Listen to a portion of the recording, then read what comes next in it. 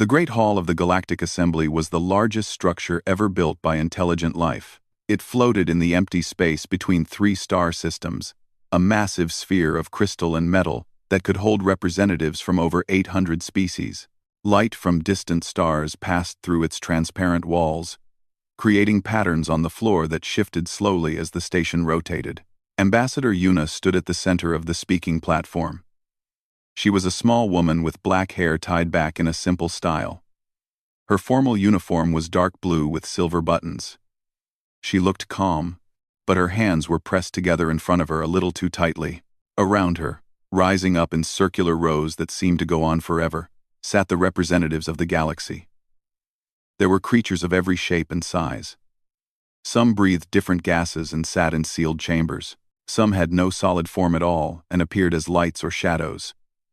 The oldest species had been traveling between stars when humans were still learning to make fire. Yuna had spoken for almost an hour. She had shown images and data. She had explained the situation clearly and simply. Now she waited for the response. High Counselor Veth leaned forward from his elevated seat. He was a Taurani, a species that looked like tall birds with 4 arms and scales instead of feathers. The Taurani had led the assembly for 3,000 years. They believed this gave them the right to speak for everyone. "We have heard your request," Veth said. His voice was translated by the machines built into the hall, so everyone could understand. "The human colony worlds are under attack by the Vorn Collective. You asked the assembly to send military support." "That is correct," Yuna said. 12 colony worlds, 400 million human lives. The Vorn have already destroyed 2 settlements completely. We need help." Veth made a gesture with 2 of his arms. It meant something like dismissal, or perhaps pity. "The Vorn are a problem." "Yes. But they have always been a problem. They attack the weak. They test boundaries. This is their nature. Their nature is killing our people," Yuna said. Her voice stayed level, but there was something hard beneath the calm surface.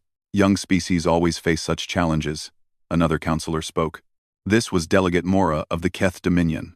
The Keth looked like large insects with too many eyes. "We all had to prove ourselves. Humanity has been in space for only 300 years. You must learn to solve your own problems." A sound moved through the hall.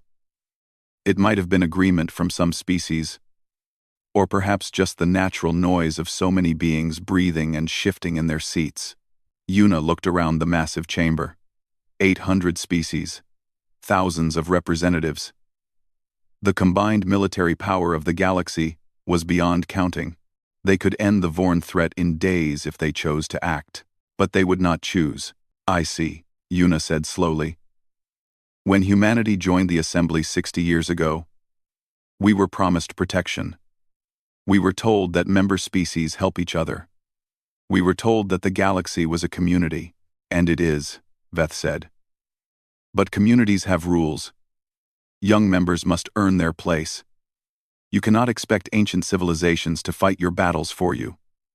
"We are not asking you to fight our battles," Yuna said. "We are asking for support. Supplies. Intelligence. Even just permission to buy weapons that the assembly currently restricts." "Impossible," Mora clicked. "Restricted weapons stay restricted. That rule exists for good reasons. The good reason being that you do not trust us," Yuna said. Nobody denied it. The silence in the hall was heavy. Yuna could feel thousands of eyes watching her. Some with pity. Some with curiosity. Some with something that looked almost like fear, though she did not understand why. "Let me be clear," Yuna said. "You are refusing to help humanity.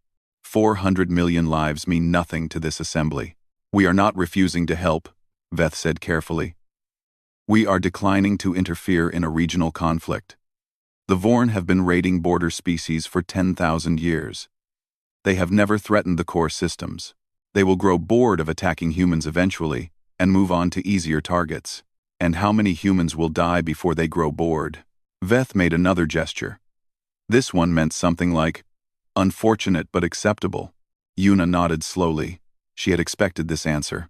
Everyone back on Earth had expected this answer. But they had to ask. They had to give the galaxy one chance to prove that the assembly meant something.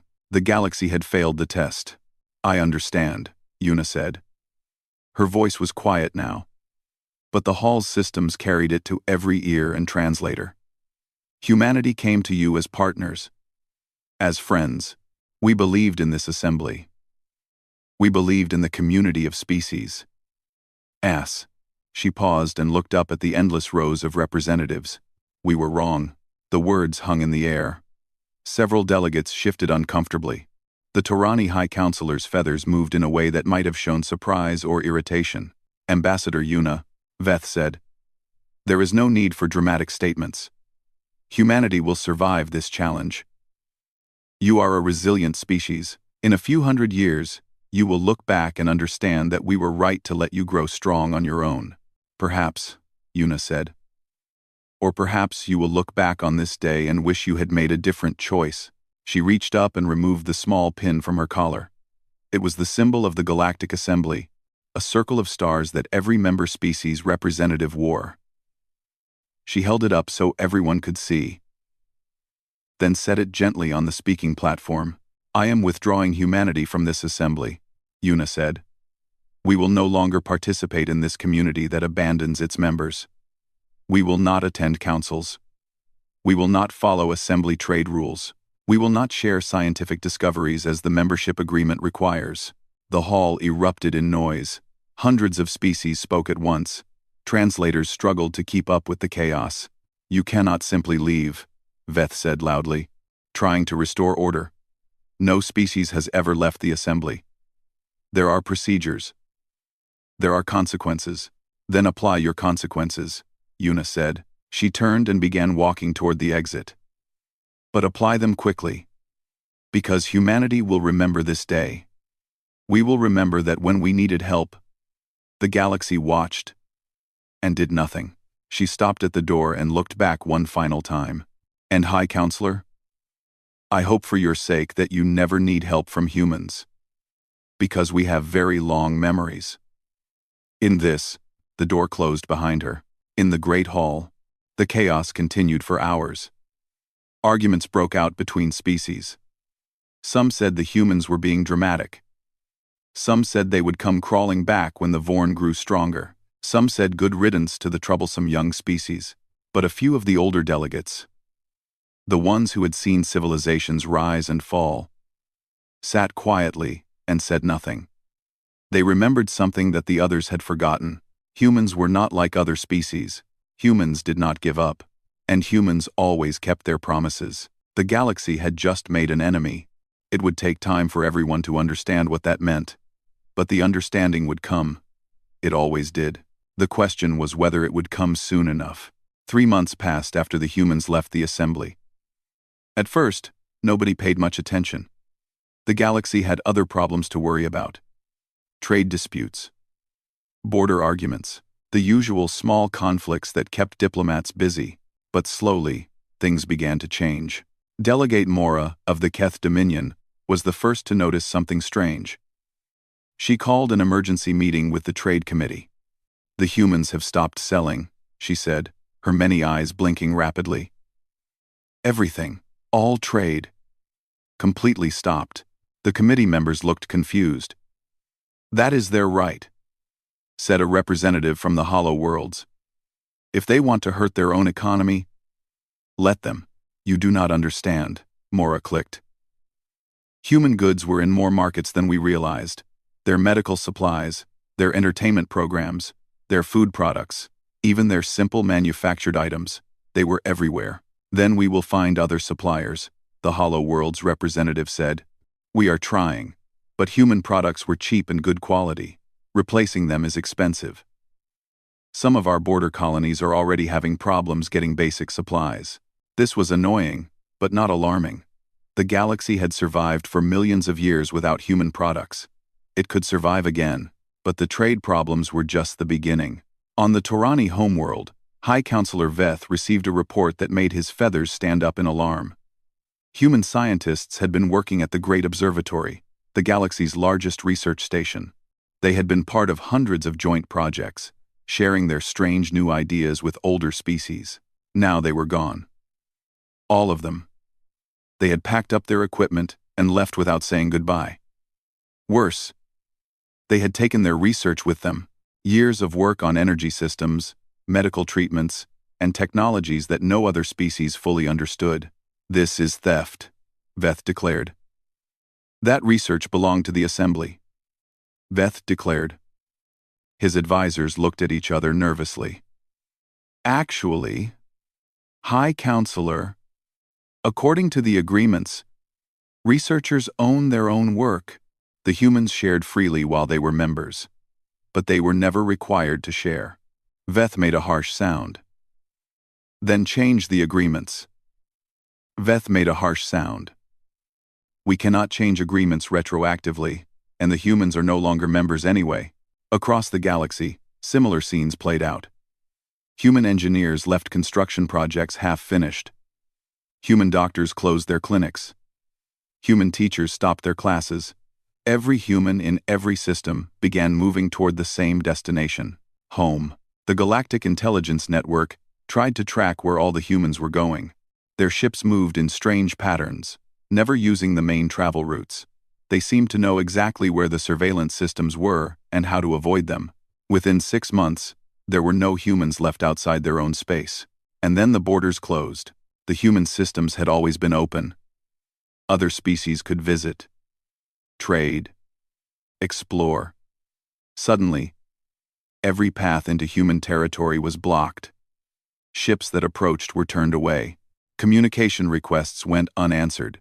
It was as if humanity had built a wall around itself and refused to let anyone see inside. On the assembly station, Veth called a special council meeting. "What are the humans doing?" he demanded. "Our intelligence network can see nothing. Our spies cannot enter their space. Even our long-range sensors are being blocked somehow." The intelligence chiefs had no good answers. "They appear to be building something," one reported. "We can detect energy signatures, industrial activity, but we cannot see details." "Building what?" "We do not know." Delegate Mora spoke up. Her voice was less confident than it had been 3 months ago. "Perhaps we should attempt communication. Offer some compromise. The Vorn attacks have slowed since the humans began fighting back on their own. Perhaps they no longer need our help. We do not negotiate with species that abandon the assembly," Veth said firmly. "The humans made their choice. They will face the consequences." But others in the council were not so sure. Ambassador Quan had been Yuna's assistant before the withdrawal. He had stayed behind as an observer, though the humans had officially cut all ties. Now he sat in a small office on the assembly station, watching reports and sending careful messages back home. A Torani diplomat named Sela came to visit him. She was younger than most of her species in government, and she had always been friendlier to humans than the others. "Ambassador Quan," she said, using the title even though he no longer officially held it. "May I speak honestly with you?" "Of course." Sela's feathers moved in a pattern that showed worry. "Something is wrong. The silence from your people frightens many of us. The older species remember times when great powers went quiet before wars. Are the humans preparing for war?" Quan looked at her for a long moment. "I cannot tell you what my people are planning," he said finally. "I do not know all the details myself, but I can tell you one thing." "Yes?" "Humanity asked for help. We came to the assembly as friends. We were told that we were too young, too weak, too unimportant. We were abandoned to face the Vorn alone." His voice remained calm, but his eyes were hard. "My people do not forget such things, and we do not give second chances easily." Sela left the meeting feeling cold despite the warm temperature of the station. The months continued to pass. The galaxy went about its business, but there was a tension in the air that had not been there before. Ships traveling near human space reported feeling watched, though their sensors showed nothing. Traders who had once dealt with human merchants found themselves struggling to replace those connections. And always, there was the silence. The humans said nothing. They appeared nowhere. Their space was dark and quiet, a void in the middle of the galactic map. Some species began to argue that this was a good thing. "The humans were always strange," they said. Too aggressive. Too emotional. Too unpredictable. Let them hide in their corner of the galaxy. We are better off without them. But the older species, the ones with long memories, did not agree. I have lived for 800 years, said Elder Vox of the Deep Thinkers. I have seen young species rise and fall. I have watched empires grow and crumble. And I have never seen anything like the humans. What do you mean? Asked a younger delegate. Most species reach space and become cautious. They see how big the universe is, how old and powerful the established civilizations are. They learn to be careful, to follow rules, to fit in. Vox's ancient eyes looked troubled. The humans never learned that. They walked into the galaxy as if they owned it. They treated thousand-year-old empires as equals. They acted as if they belonged here. Pride, the young delegate said. Simple pride. It means nothing. Perhaps, Vox said. Or perhaps they knew something we did not. Perhaps they were never really as weak as they seemed. Perhaps they were waiting. Waiting for what? The old creature made a sound that might have been a laugh, or might have been a warning. Waiting for us to give them a reason. In human space, behind the walls of silence, something was happening. Shipyards that had been hidden for decades activated. Factories that had never been used began to roar. Scientists who had shared only a fraction of their knowledge started working on projects that no other species had ever imagined. Humanity was done asking for permission. Humanity was done playing by the Assembly's rules. And when they were ready, the galaxy would understand exactly what it meant to make enemies of the human race. The waiting was almost over. Admiral Tay stood on the bridge of the battleship Dawn of Earth. Through the massive windows, she could see the shipyard around them. It was hidden inside a hollowed-out asteroid, completely invisible to anyone outside. And it was not alone. How many shipyards are active now? She asked her second-in-command. Captain Hana. All of them, Admiral. 47 hidden facilities across human space. Production is at maximum capacity. Tay nodded slowly. She had spent her entire career preparing for this moment. Her parents had worked in these secret shipyards. Her grandparents had helped build them. For 3 generations, the Tay family had kept humanity's greatest secret. The Assembly thought humans were weak. They thought the young species from Earth had barely mastered space travel. They thought human technology was primitive, and human military power was limited. They were wrong.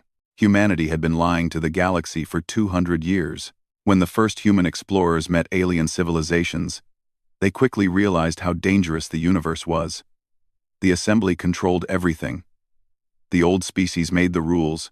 New species were expected to bow down, to follow, to accept their place at the bottom of the ladder. The leaders of Earth had made a different choice. They had decided to hide. Human scientists made great discoveries and kept them secret. Human engineers built wonderful machines and locked them away. Every ship that traded with alien species was designed to look weak and slow. Every weapon the Assembly saw was old and simple. Every piece of human technology that aliens encountered was at least 50 years out of date. And in the hidden places, in the asteroid shipyards, and underground factories and moon bases that no alien had ever seen, humanity built its true fleet. Admiral Tay walked through the dawn of Earth, showing Captain Hana the systems that would soon be revealed to the galaxy. The main weapons are quantum pulse cannons, Tay explained. They can hit targets from distances that other species consider impossible.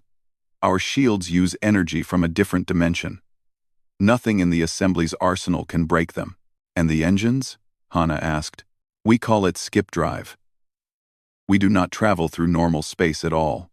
We move by jumping from point to point, instantaneous travel across any distance. Hana looked amazed, even though she had studied these systems for years. The Assembly species use fold space engines. They think that is the fastest possible travel method. Fold space is fast, Tay agreed. But it leaves a trail. It takes time to charge. It cannot be used near large objects. She smiled grimly. Skip drive has none of those limitations. We can appear anywhere, anytime, with no warning. They continued walking through the ship. Tay showed her the medical bays that could heal almost any injury. The computer systems that thought faster than any known alien technology. The life support that could keep the crew alive in conditions that would kill any other species. We have been building ships like this for over a century, Tay said. The assembly thinks we have a few hundred small patrol vessels. They think our largest ship is a cargo freighter, converted into a carrier. How many ships do we really have? Tay paused. 10,000 combat-ready vessels, everything from fighters to dreadnoughts. And we can build more faster than any other species in the galaxy. Hana was quiet for a moment. Why did we wait so long? We could have revealed our power years ago. We could have demanded respect, because power shown is power limited, Tay said. As long as the galaxy thought we were weak, they ignored us. They let us build without interference. They never bothered to spy on us properly. If we had shown our strength early, they would have united against us before we were ready. And now we are ready? Tay looked out the window at the rows of ships waiting in the shipyard. Now we are ready. Far away, in another hidden base, a different kind of preparation was happening. Dr. Bora stood in a laboratory filled with screens and strange equipment. She was the head of human weapons research. And she had just received orders from Earth. Are you certain?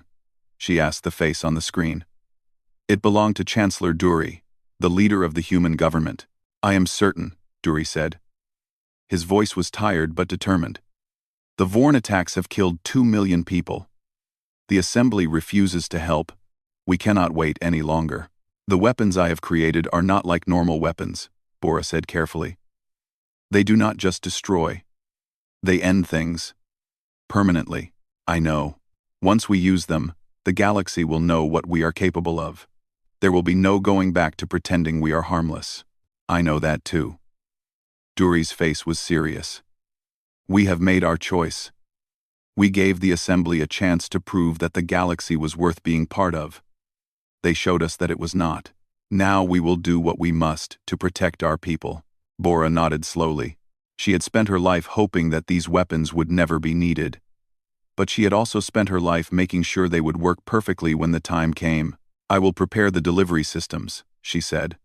When do we launch? 1 week. Admiral Tay's fleet will handle the Vorn. Your weapons will make sure they never threaten anyone again. The communication ended. Bora turned to look at the containers behind her. They held devices that could break apart the structure of matter itself. Bombs that left no debris because there was nothing left to leave. The ultimate expression of human creativity turned toward destruction. She had invented these things hoping they would never be used. Now she would watch them erase an entire species from existence. It was not a happy feeling. But she remembered the images from the colony attacks. Children's bodies in the streets. Families torn apart. Homes burned to ash. The Vorn had shown no mercy to humanity. Humanity would return the favor. Across human space, final preparations continued. Soldiers said goodbye to families. Engineers made last checks on systems. Pilots ran through simulations again and again. Everyone knew that the moment was approaching. On the dawn of Earth, Admiral Tay addressed her crew. For 200 years, humanity has hidden in plain sight. We have watched the galaxy treat us as children. We have accepted insults and dismissals. We have played the part of the weak young species because it served our purpose. She paused and looked at the faces watching her. Some were scared. Some were eager. All were determined. That time is over. In 3 days, we will reveal our true selves to the galaxy. The Vorn will be the first to see what human vengeance looks like.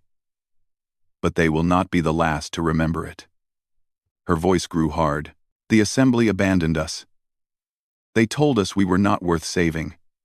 They told us to solve our own problems. She smiled, and there was no warmth in it. So we will. We will solve the Vorn problem. And then we will make sure the galaxy never makes the mistake of underestimating humanity again. The crew cheered. The sound echoed through the ship and beyond, through the communication systems to every vessel in the hidden fleet. Humanity was done hiding. The galaxy was about to learn what that meant. The Vorn war fleet gathered above their largest colony world. 3,000 ships, each one covered in spikes and weapons. The Vorn were a violent species, They had built their entire civilization on raiding and conquest. For 10,000 years, they had attacked weaker species, taking what they wanted and destroying the rest. Humans were supposed to be their easiest target yet. War Master Kreth stood on his command ship, watching the fleet prepare. His scaled body was covered with scars from 100 battles. He had personally killed thousands of enemies. He feared nothing. "The human colonies are weakening," his advisor reported. "Their defenses grow thin. Another month of attacks, and they will break completely." Kreth made a satisfied sound. "Good." The assembly was right to ignore their cries for help. Weak species deserve to be conquered. It is the natural order. "War Master, our sensors detect something strange." "What?" The advisor looked confused. "I am not certain. There are energy signatures appearing at the edge of the system. But they are not using any travel method I recognize. There is no fold space distortion, no engine trails. They are simply appearing." Kreth walked to the sensor station and looked at the screen. Points of light were blinking into existence one after another. First dozens, then hundreds, then thousands. "How many?" he demanded. "Over 4,000 ships, War Master. And more? Arriving every moment." The advisor's voice shook. "They are broadcasting a signal. They identify themselves as the Human Defense Fleet." The War Master stared at the screen. 4,000 ships. The assembly records said humans had maybe 300 vessels total, mostly small patrol craft. Their biggest ship was supposed to be a converted freighter. Where had this fleet come from? Before he could give orders, the human ships began to move. They did not move like normal vessels. They did not accelerate slowly and build speed. They simply vanished from one location and appeared in another. In seconds, the human fleet had surrounded the Vorn formation. "Impossible," Kreth whispered. "That speed is impossible." A communication request appeared on screen. Kreth accepted it. A human woman looked back at him. She had a calm face and cold eyes. Her uniform was different from anything the assembly had recorded. Dark and sleek, with symbols Kreth did not recognize. "I am Admiral Tay of the Human Defense Fleet," she said. "You have attacked human colonies. You have killed human citizens. You have refused all offers of peace." "We are Vorn," Kreth snarled, finding his courage. "We do not accept peace. We take what we want. And we want human worlds." Admiral Tay nodded slowly. "Thank you for making this simple. War Master, you have exactly 1 minute to order your ships to power down weapons and surrender. After that minute, every Vorn in this system will die." Kreth laughed. It was a harsh, ugly sound. "You threaten us? You are outnumbered. We have the finest warriors in the galaxy. Human ships cannot match Vorn strength. 50 seconds. Your weapons cannot pierce Vorn armor. 40 seconds. Your pathetic species will be crushed. We will burn your homeworld and enslave your children. 30 seconds. Kreth ended the communication and turned to his fleet. "All ships. Attack pattern. Devastation. Show these humans what happens when prey fights back." The Vorn fleet moved as one. 3,000 ships surging toward the human formation. Weapons charged. Warriors screamed battle cries. They had won 1,000 battles with this strategy. They had never been defeated. Admiral Tay watched them come. "All ships," she said quietly. "Fire." What happened next would be remembered in Vorn history as the silence. The human weapons did not look like normal energy beams or missiles. They were pulses of something that seemed to twist reality itself. Where they touched Vorn ships, matter simply ceased to exist. Not destroyed, not burned, erased. Hundreds of Vorn vessels vanished in the first second. Not exploded, vanished, gone as if they had never existed. The Vorn warriors did not even have time to scream. Kreth watched in horror as his fleet disintegrated around him. Ships that had conquered star systems were gone before their crews could react. The finest warriors in the galaxy were erased from existence like drawings rubbed off a board. "Fall back," he screamed. "All ships retreat. Activate fold space engines." But the human ships were already among them. They appeared without warning, firing at point-blank range. They moved in ways that broke every law of physics that Kreeth knew. They were everywhere and nowhere. Ghosts made of metal and fire. In 4 minutes, 2,000 Vorn ships were gone. Kreeth's command vessel shuddered as a human ship appeared directly beside it. He saw the weapon ports glowing with that strange, reality-twisting light. "This is impossible," he said softly. "You are supposed to be weak." Admiral Tay's face appeared on his screen again. Her expression had not changed. "We were never weak," she said. "We were patient. There is a difference." The light consumed him. When the battle ended, not a single Vorn ship remained. The human fleet had lost 0 vessels, 0 casualties. The most feared warriors in the galaxy had been erased in less than 10 minutes. But Admiral Tay was not finished. "Set course for the Vorn homeworld," she ordered. "It is time to end this permanently." The fleet vanished, jumping across light years in an instant. The Vorn homeworld had never been attacked. For 10,000 years, it had been safe behind layers of defensive stations and minefields. The Vorn had always brought war to others. War had never come to them. Until now, the human fleet appeared without warning, already past all the defenses. The stations did not even have time to raise shields before they were destroyed. The minefields never activated. Admiral Tay looked down at the planet below. Billions of Vorn lived there. Soldiers, civilians, children. She thought about the human colonies they had burned, the families they had slaughtered, the children they had killed without mercy. "Target the military installations," she said. "All of them. Leave nothing standing." "And the civilian centers, Admiral?" Tay was silent for a long moment. "Leave them intact. We are not like them." The weapons fired. Across the planet, every Vorn military base, every weapons factory, every shipyard, every war academy was erased from existence. In 1 hour, the Vorn military was completely destroyed. Every ship, every weapon, every soldier not lucky enough to be far from base. A species that had terrorized the galaxy for 10,000 years was reduced to helplessness in a single day. Admiral Tay broadcast a message to the planet below. "The Vorn Collective attacked humanity without cause. You murdered our people. You refused peace. Today, we have destroyed your ability to make war ever again." She paused, letting her words sink in. "We could have destroyed everything. Your cities, your population, your entire species. We chose not to.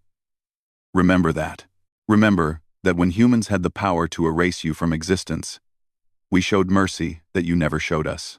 Her voice grew hard. "But understand this clearly. If any Vorn ever attacks a human again, if any Vorn ship enters human space with hostile intent, we will return. And next time, there will be no mercy. There will be no survivors. There will be nothing left to remember that you ever existed." She ended the broadcast and turned to Captain Hana. "Send word to Earth. The Vorn threat is eliminated. Now set course for our next destination." "Where, Admiral?" Tay smiled coldly. "The Assembly needs to understand what has happened, and they need to understand what it means for them." The human fleet vanished from Vorn space, leaving behind a broken civilization and a warning that would echo through history. The galaxy had watched in disbelief. Now, it waited in fear. The humans were coming. The Galactic Assembly was in chaos. News of the Vorn defeat had spread across the galaxy in hours. 800 species now knew what humanity had done. The unbeatable Vorn war machine, destroyed in minutes. An entire military civilization erased in a single day. By a species that everyone thought was weak. High Counselor Veth stood in the Great Hall, trying to maintain order.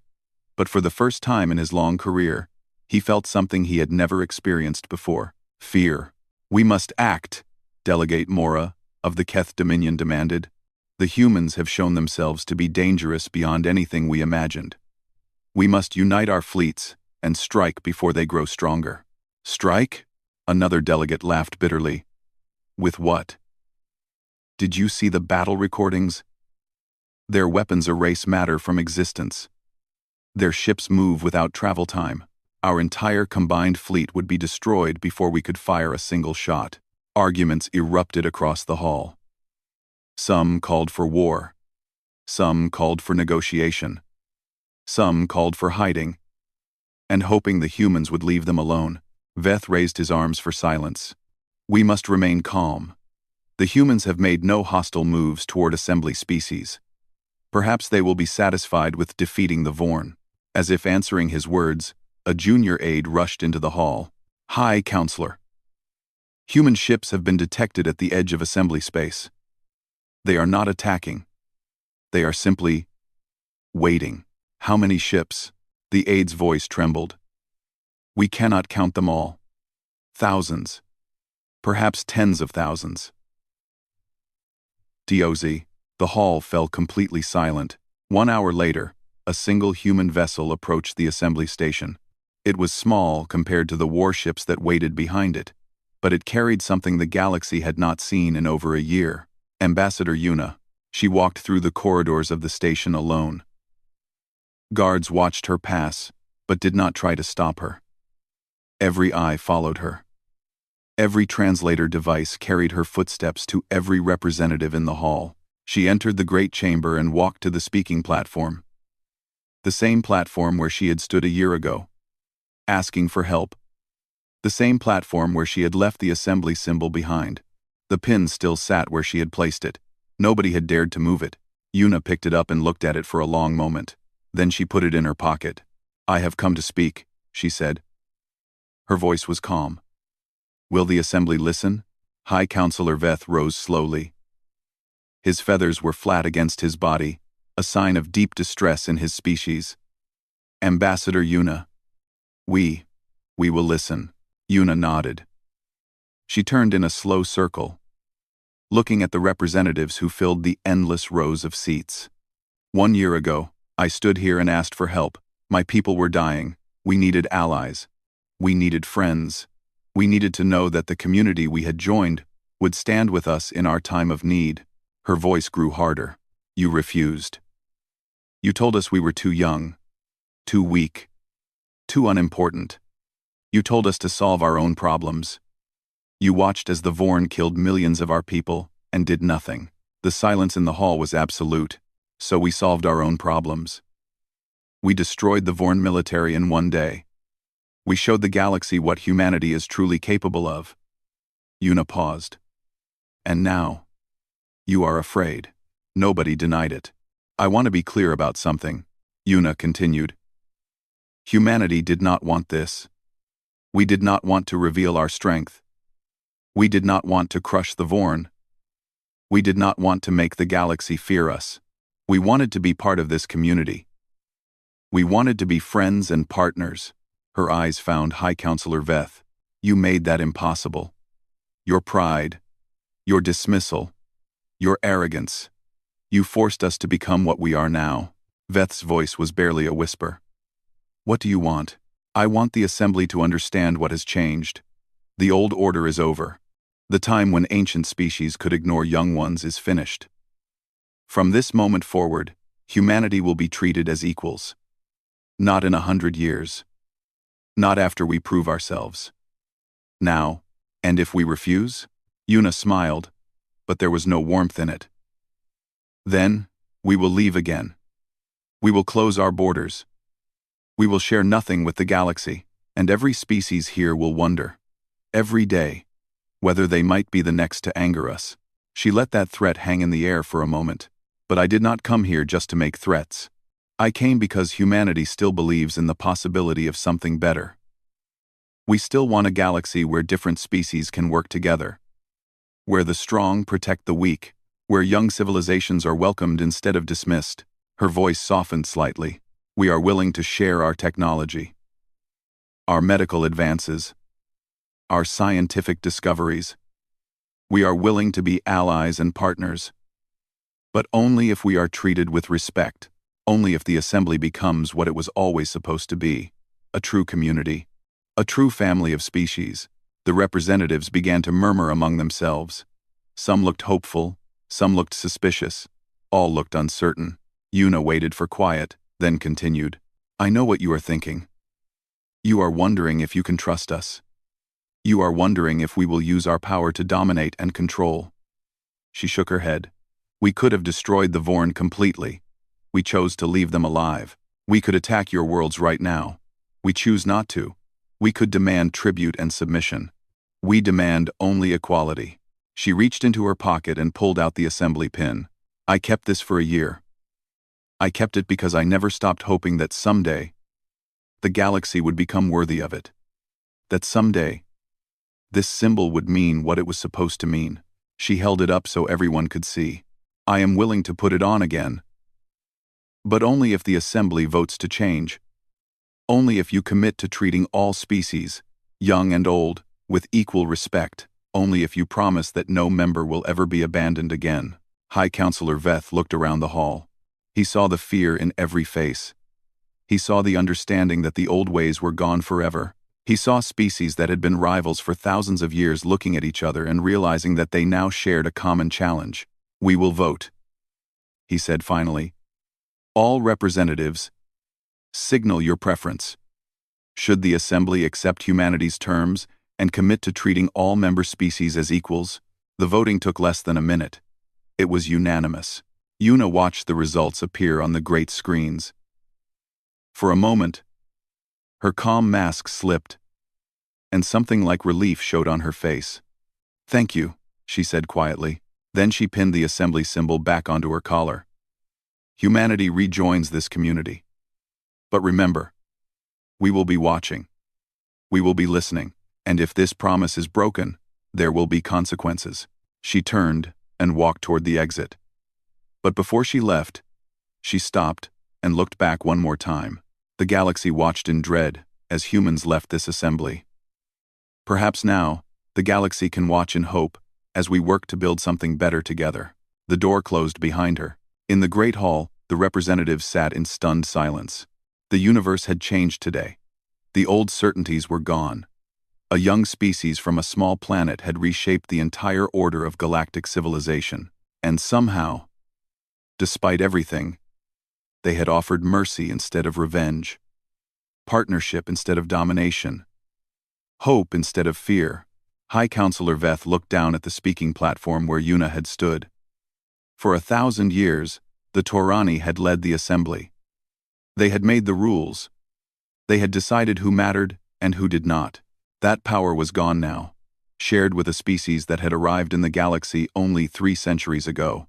But looking at the hope in some representatives' faces, the relief in others, Veth wondered if perhaps that was not entirely a bad thing. The humans were strange, unpredictable, sometimes frightening, but they were also merciful, fair, willing to forgive. Perhaps, Veth thought, the galaxy needed that. Perhaps they had needed it for a very long time.